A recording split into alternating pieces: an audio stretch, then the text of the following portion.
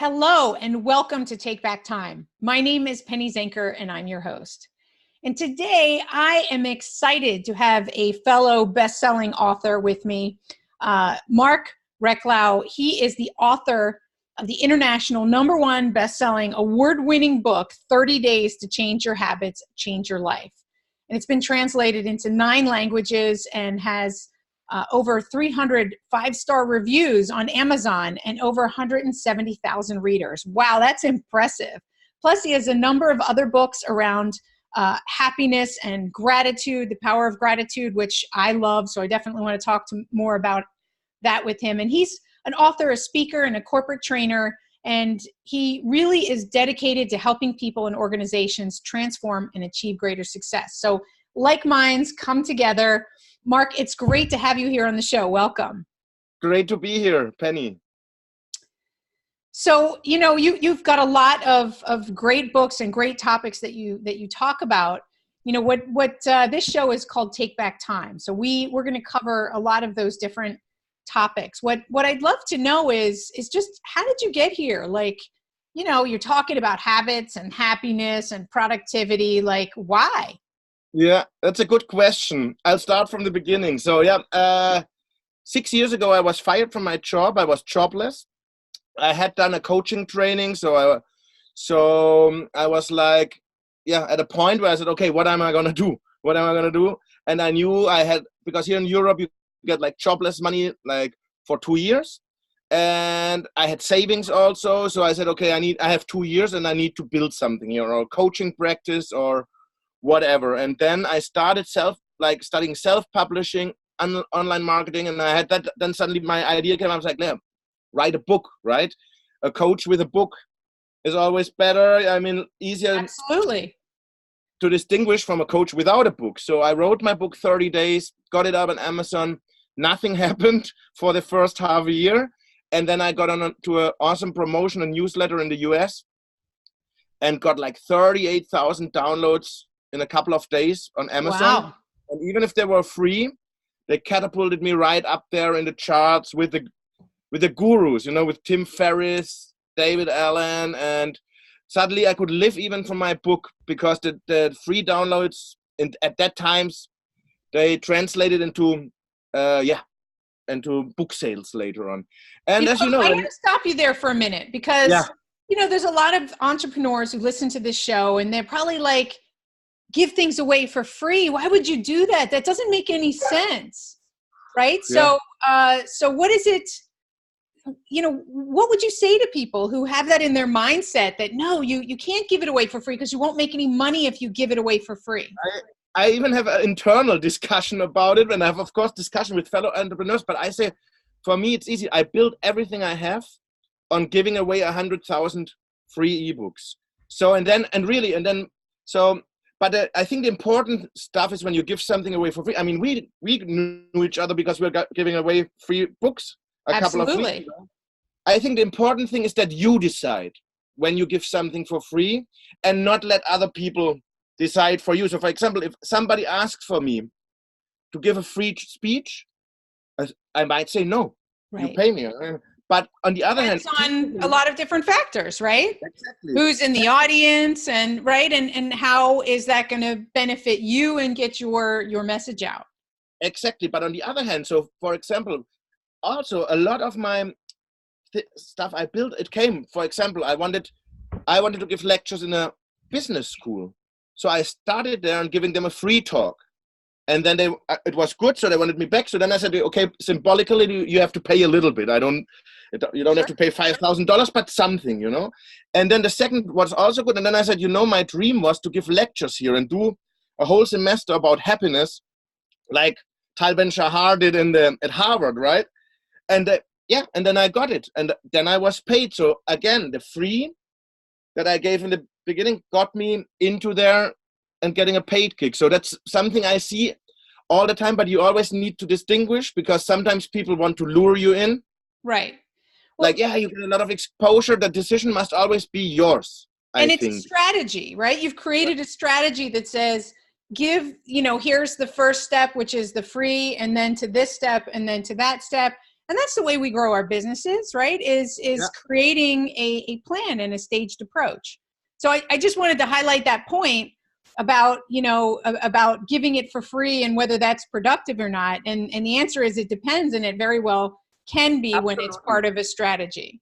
And the only thing I can say, you must be the one who decides. So awesome. Don't let them lure you in with exposure or something. You need to know, and that's also, you need to know what you want of it, yes. Your strategy, and then you can also throw in the free talks or free training or whatever, but always with a goal to later get paid for it, right? And then, so coming back to the other, so you know how it is. You write a book and they say the last chapters of the book you're writing is already the first chapters of your next book. So when I did the habits book, it was great, but then it came like, okay, what's next book?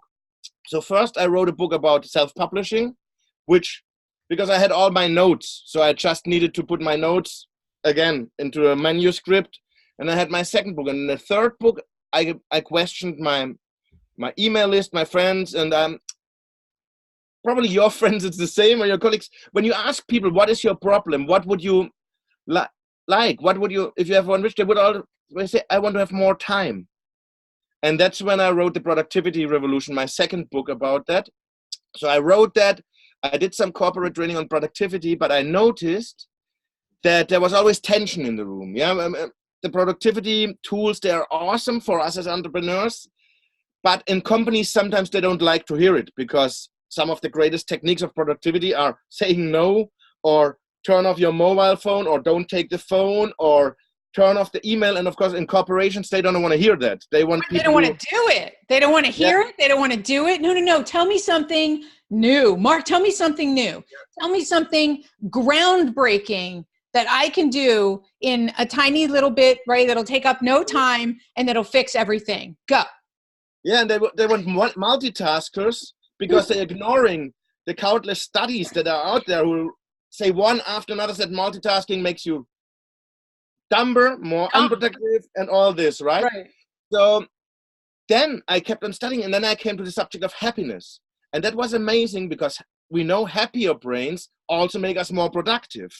Absolutely. But before you go to happiness, I'm sorry, I keep breaking up your story to talk, because we were talking before the show and you said, this inconvenient truth, right? So I do want to ask you, so in the time that you were talking about productivity and you were helping people to see how they could be more productive, and that whole thing that you said, that people said they wanted more time, like, what's up with that? Like, do you think that really if they had more time, they'd be more productive? No, I think they will never have enough time. I mean, because you have to start with the basics, right? I mean, because let's be honest, most of the people in corporation, for example, I mean, generalizing now, but from what I have seen is that they have enough time. They are just wasting it. And they are just like being busy. They're just being busy all day, and they are not doing, result-orientated work. And I was like this when I worked in a corporation, because it's like at the end you go there and you try to get your 8 or 9 hours over, and you want to get paid. When I was becoming an entrepreneur, that's when I was learning that if I just waste time, no money is coming in. Costs you money. It's true. The costs are greater directly to you, right? And that's motivating in itself to make some change. Exactly. Just that we also have this, going back to your habit, is that we think, the way we think is to do what's easy, right? Versus sometimes what's best for us. What's most discipline is hard. And that's why people don't want to hear it, right? They don't want to hear about anything that requires discipline. Yeah, they want the magic app and the magic pill that's going to fix everything.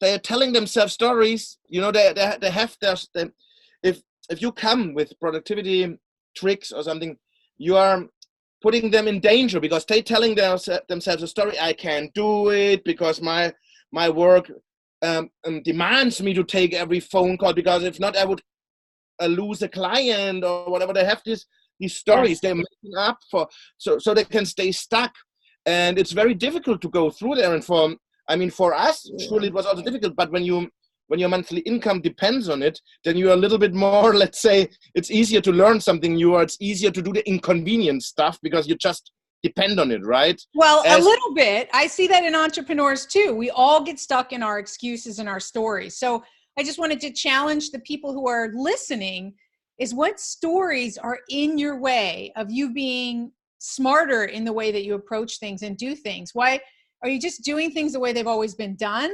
Right? Are you really looking for, different ways? What are those stories? Identify them. I tell people all the time, identify what those stories are, and get clear. Why do you overanalyze something if you're overanalyzing? What's the story you're telling yourself? And that will help. Or procrastination, right? What's behind the procrastination? When we get a better understanding of these stories, then we can prove them not to be true.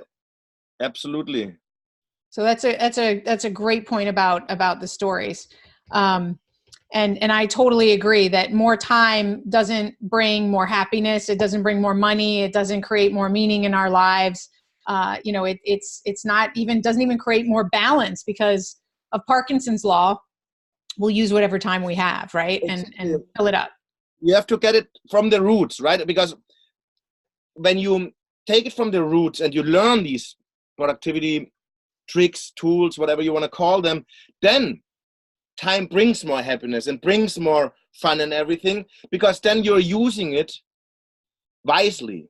It's work smarter, not harder. And I had some cases really, it was like a very stressed businessman came to me, a sales manager, and he started because he was, usually it also so happens, he said, I have two choices now. I can take you as a coach to improve my happiness, or probably in 2 weeks I'm going to have a heart attack or an accident because I'm just not, I can't no more. So we started working little steps, small steps. But after 3 months, when he started to take control of his time, suddenly on the weekends, he was spending more time with her family, like with his family, that everything got better.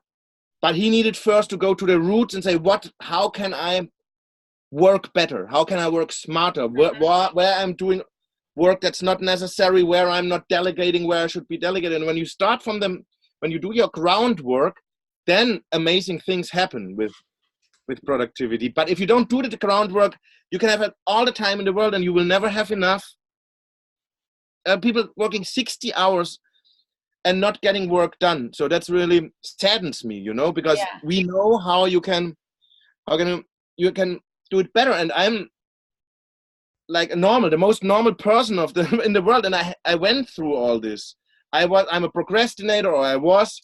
I was only a busy person, not a productive person, and all this. And it's a process.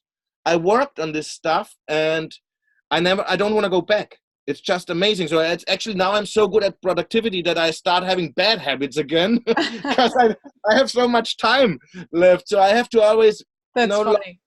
Not lower my guard to fall in all the stupid stuff again, like watching TV at 9 o'clock in the morning. Absolutely. Well, thank God Game of Thrones is over now, because that was a huge productivity killer for me. Right. So. That's funny. So yeah, it's really being more purposeful, and being clear on what we want to get as an end result. So now let's go into, you said, so then you shifted to happiness, because people didn't want to hear about productivity, but they wanted to hear about happiness. So that's it. Exactly. So, and happiness makes us more productive. Happy, absolutely. that what they found out, happy brains are like a 37% more productive. So when I took that to the companies, suddenly the tension was gone, because that was a subject where I can say, okay, happiness, everybody is responsible for their own happiness. So that's set with the employees. It was okay. Nobody is.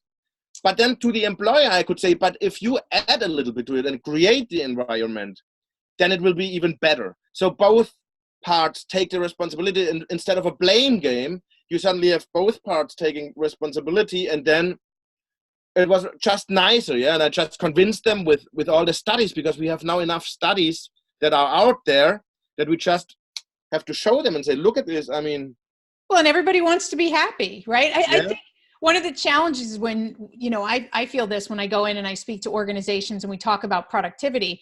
Sometimes, they think when management says we're going to be more productive, that means more work for them, right? So when they think of productivity, they don't think of it as working smarter.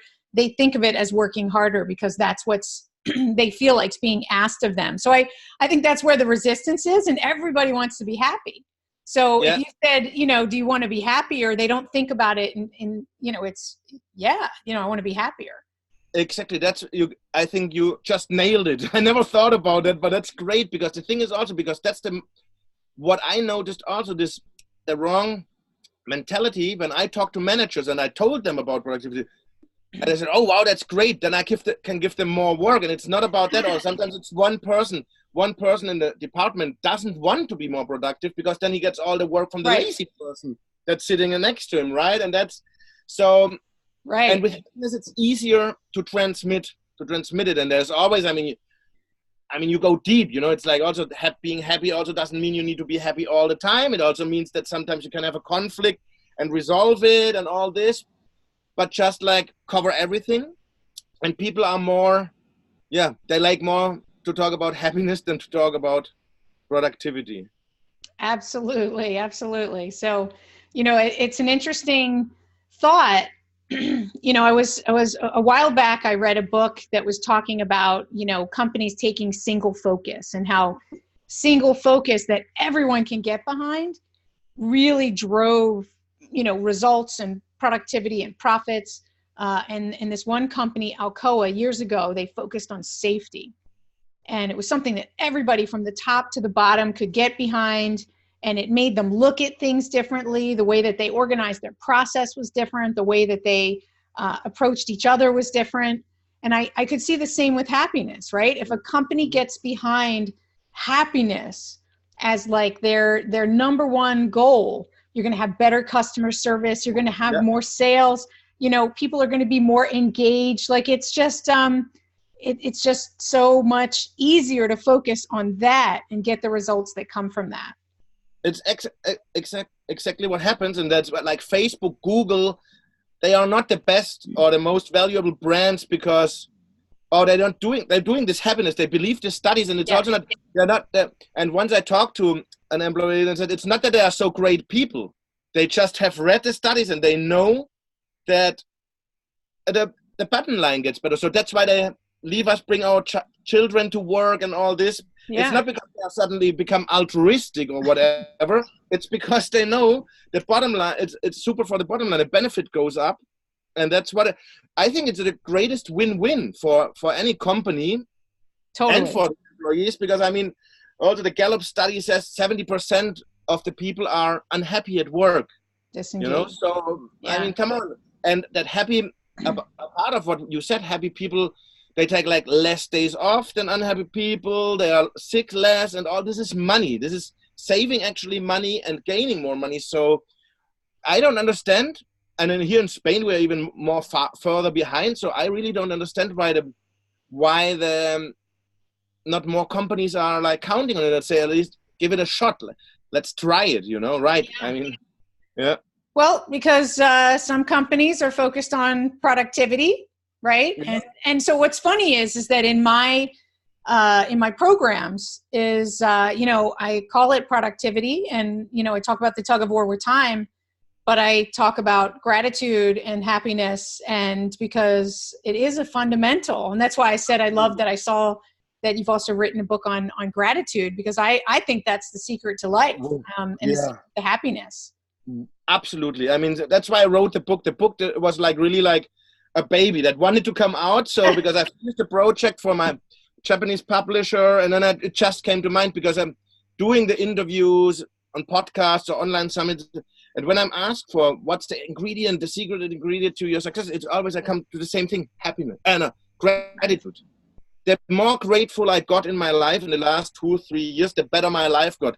So I just said, okay, let's see everything I've ever written about gratitude, every interview I have given, and then I just put it all together and put it in a book, because I don't know, I'm communicating with my books. You won't see a lot of YouTube videos from me or Instagram videos. I write books. But then I made this, the life-changing power of gratitude, where I just put everything in there, and it's a small book.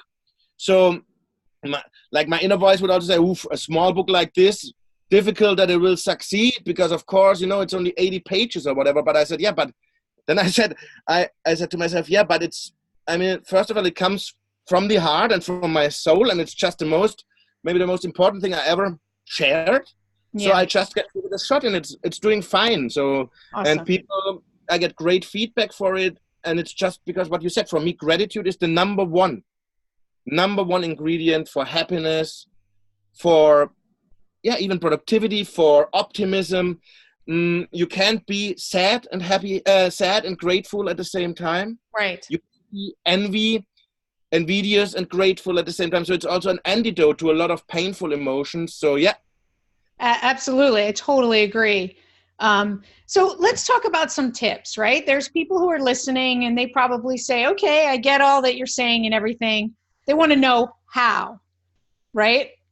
So what are some how points that we can share with the audience about how to use gratitude to be happier and more productive, and any other tips that you think are absolutely key? The great thing is it's so easy, because it's literally only every day writing down 3 things you are grateful for. Feel it. I always would say feel the gratitude. So when I write it down in the morning and the evening, and then I feel the gratitude. But it can be, for example, I'm grateful for the cup of coffee I had at the beach today. And then while I write it, I just feel it, and I see myself at the beach sitting again. Or I'm grateful for my mother, for my partner, sometimes I'm grateful for Amazon. I own a lot of Amazon, or for my MacBook that lets me talk to you, communicate, for podcasts. Today, I will surely write one sentence. Thankful that Penny, grateful that you invited me to your podcast. Things like that. It doesn't have to be so big things. It can be the small things. And you just write down 3 things and you feel it. And what this will do, it will really rewire your brain. It will rewire your brain to see more of the things that you're grateful for. So for me, it's not 3 things anymore. For me, it's like 5 or 10 things every morning, because it just comes so easy. But for beginners, 3 things. Right. It might be a little bit more difficult in the beginning, but just keep on doing it, because that's the single best exercise I can recommend to everybody, because it's simple and it's very impactful, and it's a good starting point.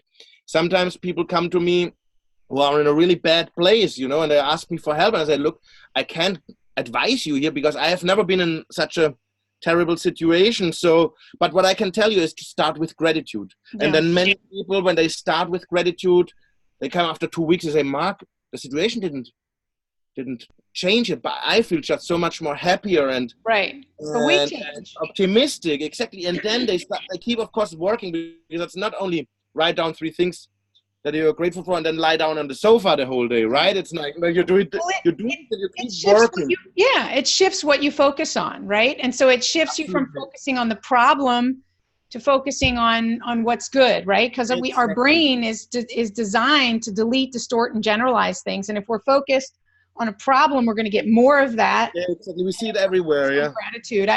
It's gotten me through gratitude. I started 20 years ago. Wow, writing a gratitude journal in the morning as a result of going through a divorce, a difficult situation. And I have to say, it made me show up as the person I wanted to be. Yeah. And it is life-changing. And I recommend it, just like you do, as a basis, especially if you're going through difficult times. So yes. I always say it's better when you start while you're doing well, because when you are going through a very tough situation, it's always even more difficult. Sometimes you don't want to be grateful. I mean, I have even some days where I don't want to be grateful, but then I say, okay, I write it down anyway, because I know I can't.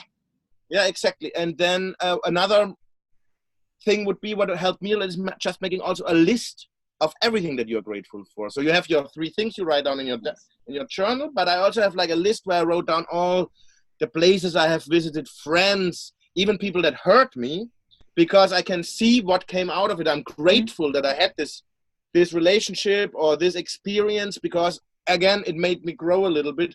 So imagine if you get up in the morning and instead of thinking like, oh God, oh, the day, oh, now I have to go to work, oh God, I don't want to make that call. If you just take as first thing in the morning your list, and then maybe you see the list, it says LA, and you have like a great memory of LA, right? And then you go here and that, and start your day like this. I mean, that also is already an incredible difference of how your day can start. Absolutely. So start your day with gratitude. Absolutely. Let's go for one more tip that you've got in your productivity book that you think is one of the biggest sort of productivity strategies that has most helped you and the people? There are so many. There are so many. No. I don't. For example, what you said. I make it 5, but I make it quick. Okay. Concentrate on one thing, on the most important thing every day. I think if every day you do the most important thing for your business then automatically in 1 year you will be in a great place. The difficult thing is like find out what is the one thing. Right. Another thing which I was like, for me to work productively, I turn off everything. I turn off my mobile. It's on airplane mode. It even goes on another room so that I don't even see it. Yes. I turn off the internet browser, turn off email. All of it. I'm sure you have heard of this story. That's those things that I don't want to hear in companies. But there's a study of the University of London. They say if you want to work focused and you have your email open, and usually everybody or like 90% have their email always open, and that makes you lose 10 points of your how you say that? IQ, exactly. 10 points. That's the same like not sleeping for 48 hours and going to work. So I mean that's great. If you compare it, you would never say, okay, now I won't sleep for 48 hours and then I will just work, because you will know that this will be a shitty day, right? Yeah. They say the same thing about any distraction, right? That's a distraction of email, but any distraction that you allow has that same impact. And they said it was the same as smoking dope. Exactly. They said smoking dope is only taking away 4 points. So imagine. And so that's also a big thing for me. I would really say just turn off the emails. No, I can't. Because no, you can. You can just. It can be 1 hour, 2 hour, 3 hours. You will not, because people are afraid if they don't answer emails, they will lose whatever clients or whatever. It's not. And the easiest way is look at yourself. Do you always get an answer right away? Or look at this I always looked at this typical situation when somebody was pressuring me. Oh, I need an answer now. And then I put out the offer, and then you don't hear for 6 weeks, and then you're like, and you really needed it within the hour, right? You really needed it within the hour, so that I can wait 6 weeks. So like, One of my mentors taught me that we train people how to treat us also. So, exactly. If we want to be always in response, right? Then we're always like obsessively in response. So, it's an obsession, and so we need to let it go.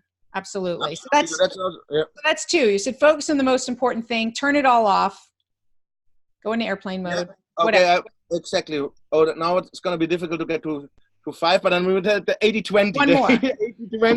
80-20 principle of Pareto, absolutely. I mean, for prioritizing, it's incredible. And it's really when I started to become more productive, it was really because I was looking like what are the 20% that bring me 80% of my results, right? Or what are the 20% of my clients that bring me 80% of my problems?